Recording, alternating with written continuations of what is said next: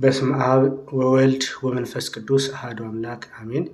በክርስቶስ ክርስቲያን በወልድ ወልደ ብርሃን በመንፈስ ቅዱስ መንፈሳውያን የተሰኛችሁ የክርስቶስ ቤተሰቦች የድንግል ማርያም የቃል ኪዳን ልጆች እንደምን ቆያችሁ? እንደምን ስለዚህ ሰዓት ደረሳችሁ? አሜን። እግዚአብሔር ይመስገን ብለን እንድናመሰግነው አንደበታችንን የከፈተልን የአባቶቻችን አምላክ ልዑል እግዚአብሔር ክብርና ምስጋና ይድረሰው። አሜን። አቁራሪተ መዓት መራቅደ ጸሎት የአዳም ተስፋዬ ነው መርከብ የሙሴ ጽላት ዕለት ማርያም የምንላት ወላዲተ አምላክ ስሟ ከጽንፍ እስከ አጽናፈ ዓለም ድረስ የተመሰገነ የተወደሰ የተከበረ ይሁንልን። አሜን። ስለኛ ብለው በዱር በገደል ጤዛ ለሰው ድንጋይ ተንተርሰው አጥንታቸውን ከስክሰው ስለኛ የሚጸልዩልን ቅዱሳን ጻድቃን ሰማዕታት አበው ደናግል መነኮሳት አምላክ ባከበራቸው መጠን ስማቸው የተመሰገነ የተወደሰ የተከበረ ይሁንልን። እንግዲህ የመጨረሻ የመጽሐፍ ቅዱስ ክፍል ያደረግነው ከብሉይ ኪዳን ትናንት ክፍል 2ን ስንማር ከብሉይ ኪዳን መጽሐፍት አንዱ የሆነውን ዘጸአት ምዕራፍ 15 ቁጥር 19ን ማጠቃለያችን አድርገን ነበር ያቆምነው። ስንነሳ የተነሳነው እግዚአብሔርም አሳውን አዘዘው፣ እርሱም ዮናስን በየብስ ተፋዋል። አሳ እንኳን የሚታዘዙት አምላክ እንዳለን እንዳንዘነጋ የዮናስን ታሪክ የማይታለፈውን ማዕበል እንዴት እንዳለፈ በሰፊው አይተነዋል። በሲኦል ሆድ ውስጥ ሆኖ ወደ እግዚአብሔር ጮሆ ከዛ በሲኦል ሆድ ውስጥ እንዴት እንደወጣ ተመልክተን ነበር። እንደውም ትንቢተ ዮናስ ምዕራፍ 2 ቁጥር 6 ላይ እንዲህ ብሎ ዮናስ የተናገረውም ኃይለ ቃል እንደነበር እኛም ወደ እግዚአብሔር ዛሬ ፊታችንን አዙረን መጮህና መለመን እንዳለብን የሚያሳየን የመጽሐፍ ቅዱስ ክፍል እንደሆነ ተመልክተናል። ትናንትና በክፍል 2 ውኆችም እስከ ነፍሴ ድረስ ከበቡኝ፣ ጥልቁ ባህር በዙሪያዬ ነበረ፣ የባህሩ ሳር በራሴ ተጠምጥሞ ነበር። ወደ ተራሮች መሰረት ወረድሁ፣ በምድርና በመወርወሪያዎቹ ለዘላለም ተዘጋሁ። አንተ ግን አቤቱ አምላኬ ሕይወቴን ከጉድጓድ አወጣኸው። ዛሬም ከመከራ የሚያወጣን እግዚአብሔር አምላክ ነው። ትንቢተ ዮናስ ምዕራፍ 2 ቁጥር 6 እስከ 7። እግዚአብሔር እንግዲህ አንተ ከኛ ጋር ነህ፣ ሰዎች ጥለውን ቢሄዱ አንተ ተስፋችን ነጥተን አትሄድም፣ ብናጠፋ አንተ ትጠብቀናለህ፣ ኃጢአታችንን ጥፋታችንን አትመዘግብም ልንለው ይገባል። ክርስቲያኖች ባህሩ ከኛ ዘንድ ጸጥ እንዲል ምን እናደርግ፣ መከራው ከኛ ዘንድ ጸጥ እንዲል ምን እናደርግ የሚለውን ስንነጋገርበት እንደቆየን እናያለን። ትናንትና ትንቢተ ዮናስ ምዕራፍ 1 ቁጥር 11 ላይ ባህሩ ከኛ ዘንድ ጸጥ እንዲል ምን እናደርግ፣ እንግዲህ ምን እናደርግ? እኛስ መከራው ወደኛ እንዳይመጣ ምን ብናደርግ ይሻላል? ስንቶቻችን ንስሐ ገባን? ስንቶቻችን ወደ እግዚአብሔር ቀረብን? ስንቶቻችን ተስፋችንን አስተካከል ነው? ይህን እንመልከታል። የመጨረሻ የዮናስን ታሪክ ያደረግነው ትንቢተ ዮናስ ምዕራፍ 2 ቁጥር 10 ደህንነት ከእግዚአብሔር ዘንድ ነው ብሎን ከዛ ወደ ግብፃውያን ከባርነት እንዴት እንደወጡ ተሻገርን ማለት ነው። ዛሬ ደህንነትን ከሰው የምንፈልግ እንዳለን፣ ደህንነትን ከሰው የምንጠብቅ እንዳለን የሚያስረዳ የመጽሐፍ ቅዱስ ክፍል ነው። እግዚአብሔርን ትተን ምድራዊ ነገርን የምንባዝን የምንፈልግ ሰዎች እና እግዚአብሔር ዘጸአት ምዕራፍ 14 ቁጥር 13ም እንዳነሳ ነው አትፍሩ ይላል። እስራኤላውያንን አትፍሩ ብሎ ባህረ ኤርትራን እንዴት እንደከፈለላቸው በሙሴ በትርና በቅዱስ ሚካኤል ረዳትነት ማለት ነው። ይህንን አንስተን የመጨረሻ የመጽሐፍ ቅዱስ ክፍል ያደረግነው ዘጸአት ምዕራፍ 15 ቁጥር 19 ላይ ያለውን ኃይለ ቃል ነው። ዛሬ ክፍል 13 እንቀጥላለን። ክርስቲያኖች ክፍል 3 ዛሬ ክፍል 3 እንቀጥላለን። ክፍል 3 እንግዲህ ስንጀምር ዘጸአት ምዕራፍ 15 ቁጥር 19 ላይ ያለውን መነሻ በማድረግ ነው። ክርስቲያኖች እስራኤላውያን ከባድ የዲያብሎስ ውጊያ እንደገጠማቸው እስራኤላውያን ብቻቸውን እንዳልነበሩ ተመልክተናል። እስራኤላውያን ብቻቸውን እንዳልሆኑ ተመልክተናል። እስራኤላውያን በተከፈተው ውጊያ እንደ ታዛቢ ተመልካች ማዶ ሆኖ ሲመለከቱ እግዚአብሔር ግን ስለ እነርሱ በውጊያው መሃል ገብቶ ይዋጋላቸው እንደነበር አይተዋል።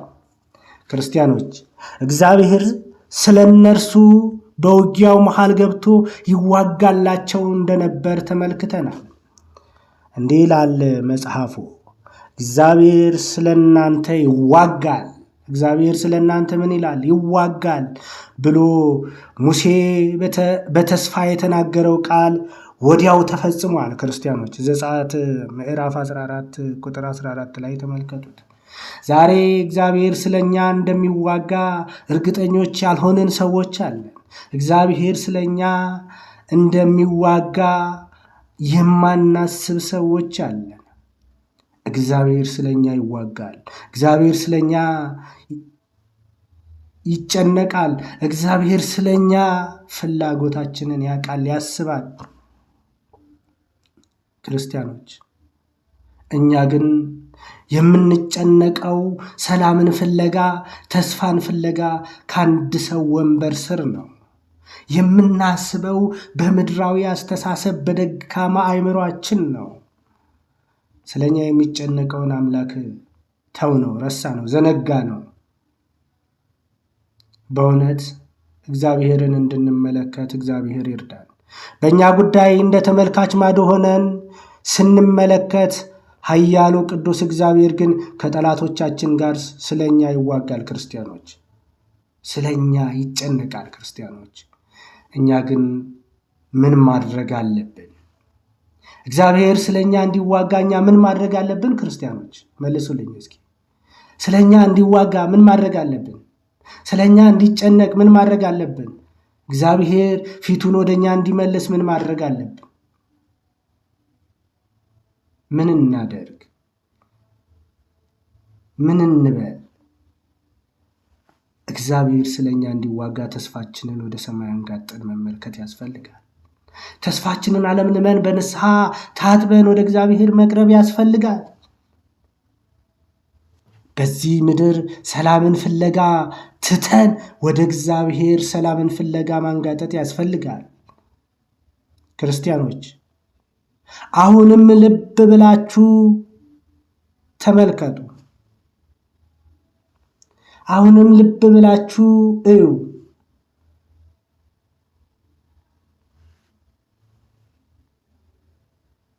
ክርስቲያኖች ልብ ብለን ካየነው ዓለም ሰላም የላትም። ዓለም የምትሰጠን ሰላም የለም። ዓለም ተስፋ የላትም። ዓለም የምትሰጠን ተስፋ የለም። የሚቆራረጥ፣ የሚሸራረፍ፣ የሚሰባበር ነው።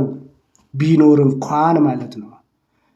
ቢኖር እንኳን የሚቆራረጥ፣ የሚሸራረፍ፣ የሚሰባበር ነው።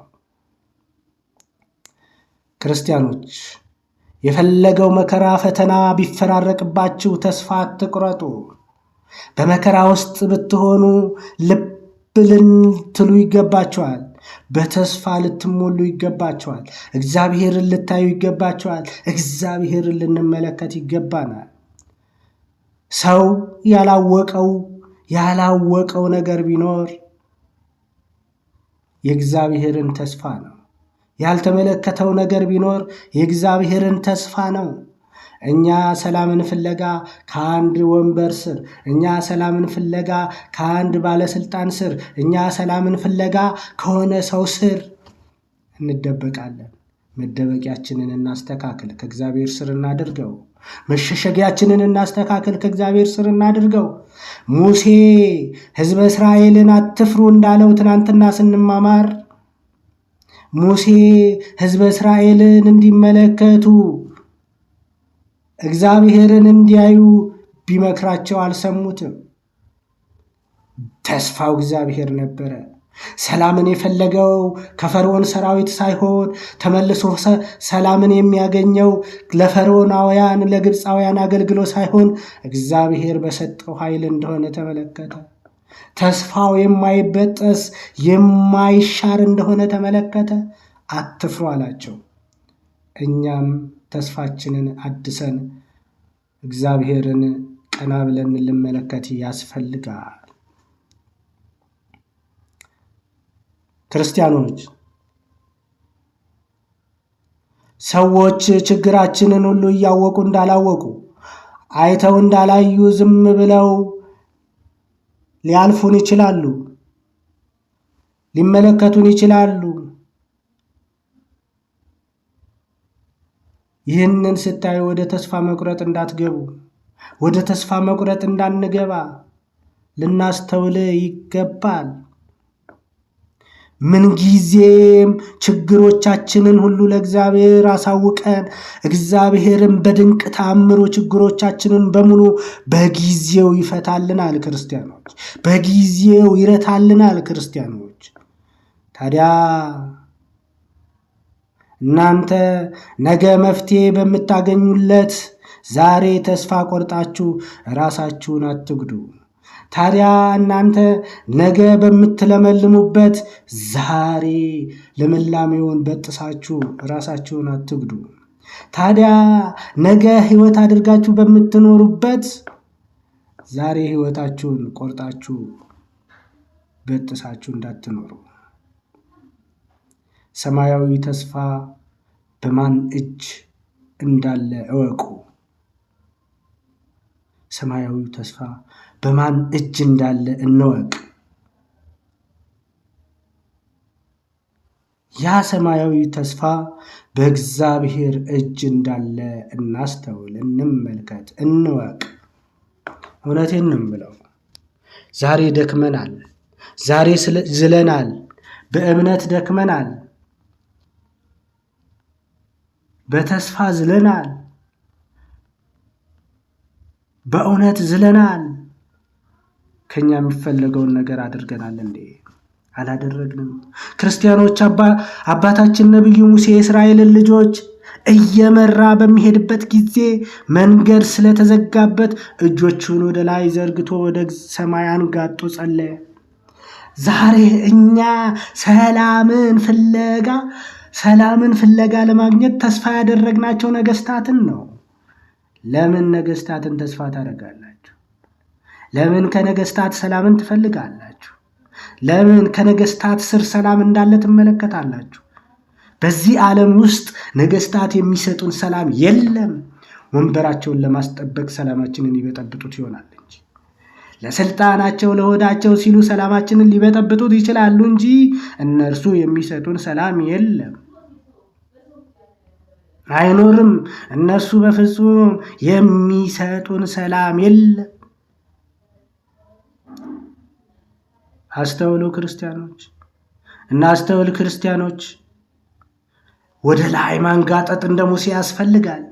ወደ እግዚአብሔር እጆቻችንን ዘርግተን እግዚአብሔር ሆይ እንበለው። አንድ እናት እንጣ፣ ዛሬ አንድ ራሔል ትጥፋ። እጆቿን ዘርግታ እንባዋን አፍስሳ ምርር ብላ አልቀሳ ሰላምን የምታሰጠን ከዚህ ከመከራ ዘመን ወደ ሰላማዊ ዘመን ወደ ጸጥ ወዳለው የደስታ ዘመን የምታሸጋግረን አንድ እናት አጣን። ሁላችንም ዋይ ዋይ ዋይ ዋይ የምንለው ሰላምን ፍለጋ የምንሮጠው በዚህ ምድር ባሉ ሰዎች ሆነ። እዚህ ምድር ላይ ስልጣን ባላቸው ሰዎች ላይ ሆነ። ፍትህ ፍትህ ፍትህ ስለ አርሲ ሰዎች፣ ስለ አርሲ ነገስት፣ ስለ አርሲ ክርስቲያኖች አለን። ፍትህን እንዲሰጠን ከአንድ ባለስልጣን ስር ተሸጎጥን። ሰላም የሰላም ባለቤት ኢየሱስ ክርስቶስ ነው። ሰላምን የሚሰጠን ኢየሱስ ክርስቶስ ነው። የፍቅር ባለቤት ኢየሱስ ክርስቶስ ነው። የህይወት ባለቤት ኢየሱስ ክርስቶስ ነው። የእውነት ባለቤት ኢየሱስ ክርስቶስ ነው። ይህንን እንገንዘብ፣ ይህንን እንመልከት። ይህንን አልተመለከትንም፣ ይህንን አላየንም። እንደ ሙሴ እጆቻችንን ዘርግተን እግዚአብሔር ሆይ አንተ የሰላም ባለቤት ነህ፣ እባክህ ሰላምህን ላክልን እንበለው። ክርስቲያኖች እግዚአብሔር አስገራሚ አዲስ መንገድ ሰጠው። ለማለ ሙሴ ባህረ ኤርትራን ለሁለት ከፍሎ ውሃውን በቀኝና በግራ እንደ ግድግዳ አቁሞ በመሃሉ የደረቀ መሬት አድርጎ አዲስ መንገድ ስለሰጣቸው እስራኤላውያን ሁሉ ሊሻገሩበት ቻሉ። እኛም ዛሬ አዲስ መንገድ የሚሰጠንን እግዚአብሔርን እንመልከት። የደነቆረ ትውልድ እኮ ፈጠርን። እኛም ደነቆርን፣ የሚመጣውም ትውልድ ደነቆረ። እኛም ፍላጎታችን ከንቱ ሆነ፣ የሚመጣውም ትውልድ ፍላጎቱ ከንቱ ይሆናል። እኛም ተስፋችን ምድራዊ ሆነ፣ የሚመጣውም ትውልድ ተስፋው ምድራዊ ይሆናል። እኛ ዛሬ የምንገነባው እምነት፣ እኛ ዛሬ የምንሰጠው ተስፋ ነገ እውን ሆኖ ብርሃን ይተክላል። እንመልከተው ክርስቲያኖች፣ እኛ ያልተመለከትነውን ሰማያዊውን ተስፋ እንመልከት እንጂ፣ እኛ ያላየነውን ሰማያዊ ኃይልን እንመልከት እንጂ። አቤት እግዚአብሔር እኮ ድንቅ ነው። እስኪ አስቡት፣ ኤርትራን የሚያክል ባህር ለሁለት እንደ ድንጋይ በግራና በቀኝ እንደ ሐውልት አቁሞ በመሃል የደረቀ መሬት አድርጎ አዲስ መንገድ መስራት የሚችል በእኔና በእናንተ ግንባር ላይ አይን የሚሰራ አምላክ፣ የተሰበረውን የሚቀጥል አምላክ፣ የተቋጠረውን የሚፈታ አምላክ፣ ጨካኙን የሚያራራ አምላክ፣ ጨካኙን በባህር ውስጥ የሚያሰምጥ አምላክ፣ እርሱን እንመልከት እንጂ ክርስቲያኖች፣ እሱን እንይ እንጂ ክርስቲያኖች። እሱን ካላየንማ ደክመናል። ተስፋችን ትክክል አይደለም። እንደ ሙሴ የሚመራን መሪ ዛሬ ያስፈልገናል።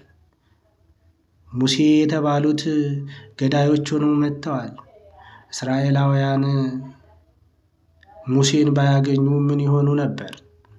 እኛም ዛሬ ሙሴን ስላላገኘን በመከራ ቀንበር ወድቀን በስቃይ ውስጥ እንገኛለን። ክርስቲያኖች፣ ያላስተዋልናቸው ብዙ ችግሮች ሊኖሩ ይችላሉ። ያልተገነዘብናቸው ብዙ ችግሮች ሊኖሩ ይችላሉ። ያስተዋልናቸው ብዙ ችግሮች ሊኖሩ ይችላሉ። ያስተዋልናቸው ብዙ መከራዎች ሊመጡብን ይችላሉ። እነሱን ያስተዋልናቸውን እንዴት እንለፋቸው? ያላስተዋልናቸውን እንዴት እንለፋቸው? ያስተዋልናቸውንም እንድናስተውል ያደረገን እግዚአብሔር መሆኑን ከተረዳን፣ ያላስተዋልነው ደግሞ እንድናስተውለው እግዚአብሔር እንዲረዳን አድርገን ከእግዚአብሔር ጋር እየተነጋገርን መጓዝ አለብን። ስለዚህ መመልከት ያለብን ሰማያዊውን ተስፋ ነው። ማየት ያለብን ሰማያዊውን ተስፋ ነው። በደረቅ መሬት ላይ እስራኤላውያንን ያሻገረ ሰማያዊውን ተስፋ የሰጠ እግዚአብሔር እንደሆነ ማየትና መመልከት ይገባል። ክርስቲያኖች እናንተም ብትሆኑ ሁሉ መንገድ ቢዘጋባችሁ በእምነት ጸንታችሁ ችግሮቻችሁን በጸሎት ለእግዚአብሔር ብትነግሩት፣ እግዚአብሔርን ብትለምኑት ብዙ አዲስ የመዳን መንገድ ይሰጣቸዋል። እኛ ግን ያንን አልተመለከትንም። አዲሱን መንገድ የሚሰጠን አንድ ንጉሥ ይመስለናል። አዲሱን መንገድ የምናገኘው በዚህ ምድር ነገስታት ይመስለናል። አይ ድንቁርና፣ አይ ድካም፣ አይ ልፋት፣ አይ የኛ ነገር። እንደው እኮ ይገርማል በእውነቱ። በጣም እኮ ነው የሚገርመው በእውነቱ። በጣም እኮ ነው የሚደንቀው በእውነት። ሐዋርያው ቅዱስ ጳውሎስ እንዲህ አለ፣ ለሚያምኑ ሁሉ እግዚአብሔር ኃይል ለማዳን ነው አለ። ለሚያምኑ ሁሉ ምን የእግዚአብሔር ኃይል ምን ለማለት ነው? ለማዳን ነው አለ። ያዙት ይህን የመጽሐፍ ቅዱስ ክፍል። ለሚያምኑ ሁሉ የእግዚአብሔር ኃይል ለማዳን ነው። ቤታችሁ ላይ እንደ ጥቅስ ጻፉት ከቻላችሁ ራሱ። የእግዚአብሔር ኃይል ለሚያምኑ ሁሉ የእግዚአብሔር ኃይል ለማዳን ነው። ሐዋርያው ቅዱስ ጳውሎስ ወደ ሮሜ ሰዎች በጻፈው መልእክቱ ላይ የሚገኝ የመጽሐፍ ቅዱስ ክፍል ነው። አምነን ሁሉ ይደረግልናል፣ እየተደረገልን ነው። አምነን የእግዚአብሔር ኃይል በእኛ ላይ እየተፈጸመ ነው። እምነታችንስ ሙሉ ነው እንዴ? ክርስቲያኖች፣ የሞላ ነው? የተስተካከለ ነው? ጥያቄ ያስነሳም የኛ እምነት? የኛ አካሄድ ጥያቄ አያስነሳም? የኛ አረማመድ ጥያቄ አያስነሳም? የኛ ተስፋ ጥያቄ አያስነሳም? የኛ ኃይል ጥያቄ አያስነሳም? ለሚያምኑ ሁሉ የእግዚአብሔር ኃይል ለማዳን ነው። ሮሜ ምዕራፍ 1 ቁጥር 16 ሐዋርያው ቅዱስ ጳውሎስ እንደተናገረው ለሚያምኑ ሁሉ ነው ያለው። ለምናምን ለሁላችንም የእግዚአብሔር ኃይል ለማዳን ዝግጁ ነው ማለት ነው። እኛ ግን አምነናል ወይ ካልን አላመንም። ብናምን ኖሮ ዛሬ ኢትዮጵያ የገባችበት መከራ ውስጥ ትገባ ነበር እንዴ? ጥያቄው እሱ ነው። አትገባም የሚል መልስ እንደምትሰጡኝ እርግጠኛ ነኝ። አትገባም፣ ልትገባም አትችልም እንደምትሉኝ እርግጠኛ ነኝ። ታዲያ ከገባችበት ማጥ ለመውጣት ምን ያስፈልገናል? ከገባችበት የመከራ ቋፍ ለመውጣት ምን ያስፈልገናል? ይህንን የመከራ ጊዜ ለማለፍ ምን ያስፈልገናል? ክርስቲያኖች ከባድ ፈተና ውስጥ ብንሆንም ተስፋ የቆረጡ ብዙ ቢኖሩም እኛ ግን ተስፋችንን እናስተካክል። ከባድ መከራ ቢመጣብን ተስፋ አንቁረጥ። ከባድ ፈተና ቢመጣብን ተስፋ አንቁረጥ። ቀና ብለን እግዚአብሔርን እንመልከተው። ለምድርም ለሰማይም ተስፋን የሚሰጥ እሱ ነው። በምድርም በሰማይም የሚያኖር እሱ ነው።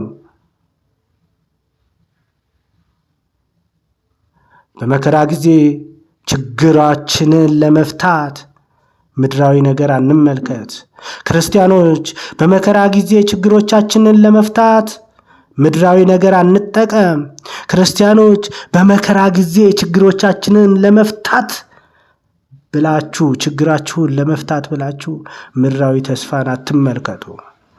ምክንያቱም የምድራዊ ተስፋ በሮች ሁል ጊዜም ዝግ ናቸው። እያየን አይደል? እስኪ ትኩር ብላችሁ ኢትዮጵያን ተመልከቷት።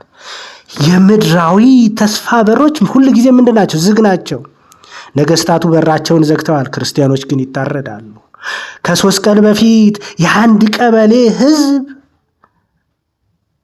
እንደውኩ ያሳዝናል። ክርስቲያኖች እንዳለ ታገቱ። የት እንዳሉ አይታወቅም። እነሱን የሚጠብቅ ምድራዊ ንጉስ ጠፋ። ሰማያዊውን ንጉስ ስላልተመለከትን እኛ የተመለከትነው ምድራዊ ተስፋ ስለሆነ በሮቹ ሁሉ ተዘጉባቸው። የነሱም የኛም ተዘጋ። ከዛ ፍትህ ተስፋ ያደረግነው እኮ ፍትህን እንዲሰጠን አንድ ባለስልጣን ነው። አረ መሆን የለበትም ክርስቲያኖች። እንደው የማይደረግ ነገር እንደው በእውነቱ እንደው እኮ አረ እንንቃ፣ እምነታችንን እናድስ፣ እውነት አቋማችንን እንቀይር። እውነት ክርስቲያኖች እውነት ያሳዝናል። ደከምን እኮ፣ ደከማችሁ እኮ፣ ዛልን እኮ፣ ዛላችሁ እኮ። እስራኤላውያን እንኳን ሙሴን አግኝተው ባህረ ኤርትራን ተሻገሩ። እኛ ዛሬ ማንን አግኝተን ይህን የመከራ ዘመን እንሻገር? ኢትዮጵያ እኮ መከራ ውስጥ ነው ያለችው። ተስፋችን ምድራዊ ሆኖ ኢትዮጵያ እኮ የኢትዮጵያ ልጆች እናት እኮ የኢትዮጵያ ልጆች እናት እኮ እያለቀሰች ነው። እንባዋ እየፈሰሰ ነው። አባት እኮ እያዘነ እያለቀሰ ቀየውን ለቆ እየተሰደደ ነው፣ እያለቀሰ ነው። ሆዳቸውን የሚወዱ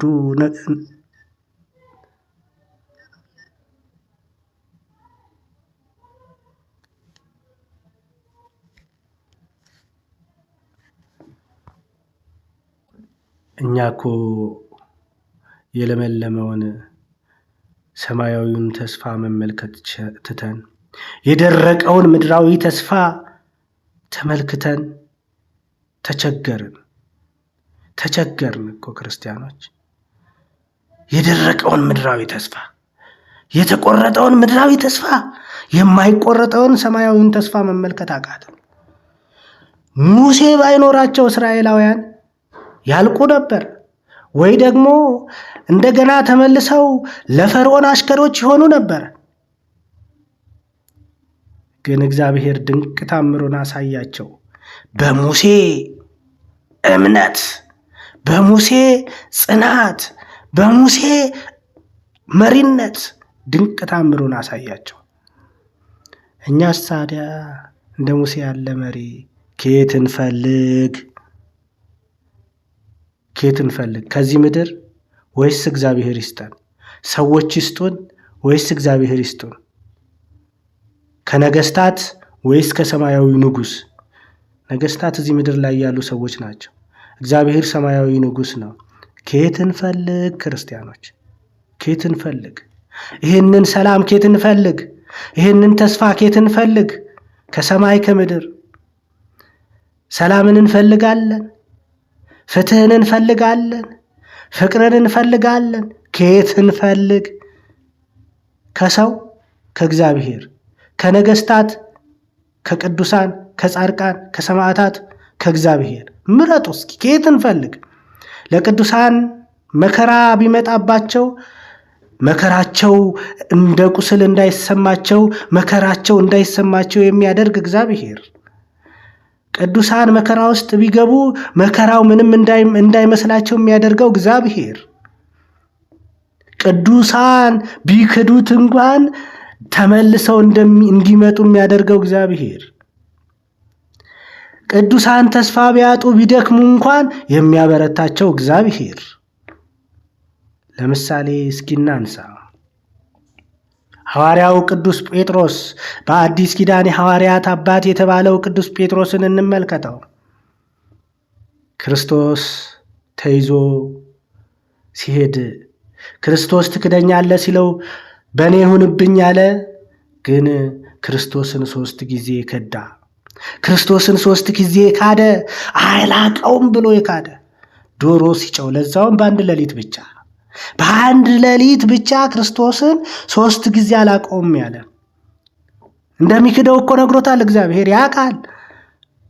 አንተ ሰው ያንተን ፍላጎት እግዚአብሔር ያውቃል። አንቺ ሰው ያንቺን ፍላጎት እግዚአብሔር ያውቃል። ለምን ለሱ አትተዩ? የልብሽን መሻት እግዚአብሔር ያውቃል። የልብህን መሻት እግዚአብሔር ያውቃል። ለምን ለሱ አትተው? የኛን ፍላጎት እግዚአብሔር ያውቃል። ለምን እነሱ አንተው?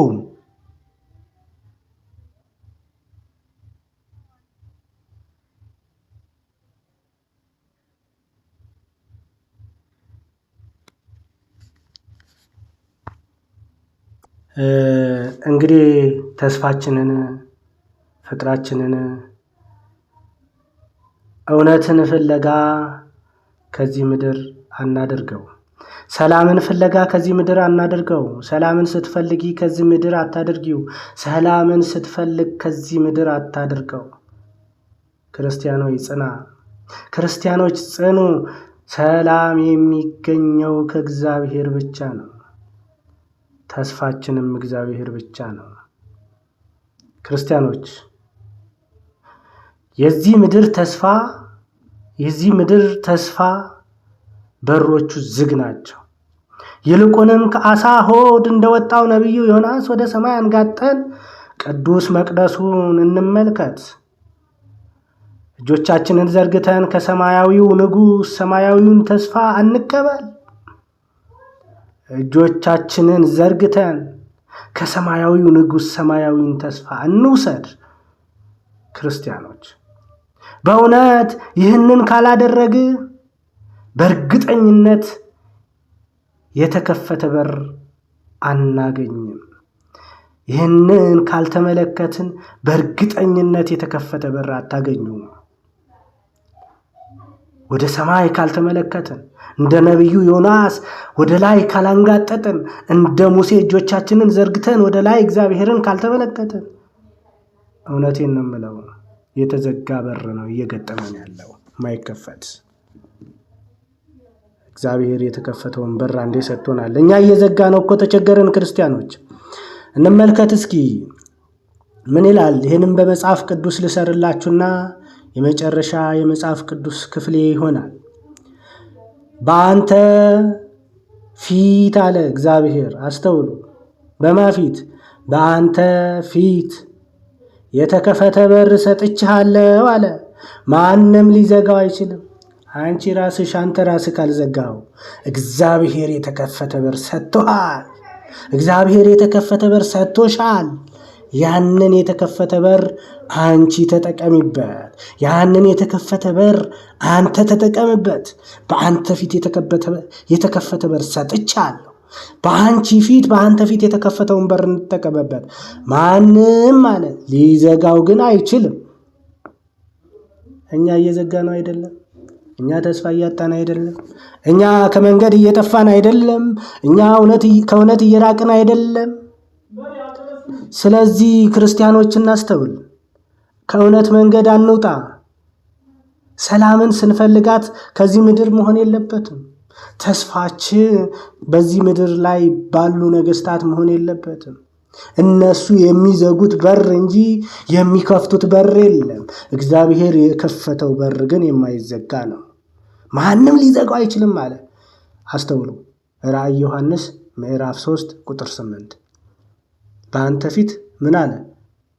የተከፈተ በር ሰጥቻለሁ። ማንም ምን ሊለው አይችልም፣ ሊዘጋው አይችልም። እግዚአብሔር ማንም ሊዘጋው የማይችለውን በር ሰጥቶናል። እኛ ካልዘጋ ነው። እግዚአብሔር ማንም እንደማይዘጋው ያውቃል። እሱ የሰጠን በር ማንም ሊዘጋው አይችልም። ይህንን መነሻ እናደርጋለን። ምክንያቱም መነሻችን ነው። የተከፈተውን በር ከተጠቀምንበት እንገባበታለን። አለበለዛ ደግሞ ምድርን ከሆነ ተስፋ ያደረግነው እንጠፋበታለን ማለት ነው ክርስቲያኖች። ስለዚህ ዛሬ ክፍል 3 ትምህርታችንን በዚህ መልኩ አጠቃለልን፣ በዚህ መልኩ ጨረስን። ክፍል 4 ስንመጣ የምንማማረው ጊዜያዊ ተስፋ ብለን እንማማራለን። የመጽሐፍ ቅዱስ መነሻም የምናደርገው ትንቢተ ኢሳይያስ ምዕራፍ 40 ቁጥር 7 ሁለት ጥቅሶችን ያዙ። ቅድም ስንማማርበት የነበረውን የዮሐንስ ራእይና አሁን ደግሞ ትንቢተ ኢሳይያስ ምዕራፍ 40 ቁጥር 7 ምን ይላል? ሳሩ ይደርቃል፣ አበባውም ይረግፋል፣ በእውነት ሕዝቡ ሳር ነው ይለናል። ጊዜያዊ ስጋዊ ተስፋ እያልን ክፍል 4 እንቀጥላለን። ለዛሬው ላስተማረን፣ ለመከረን፣ ለገሰጸን ለአባቶቻችን አምላክ ለልዑል እግዚአብሔር ክብርና ምስጋና ይድረሰው። ወስብሐት ለእግዚአብሔር ወለወላዲቱ ድንግል ወለመስቀሉ ክቡር። ይቆየን።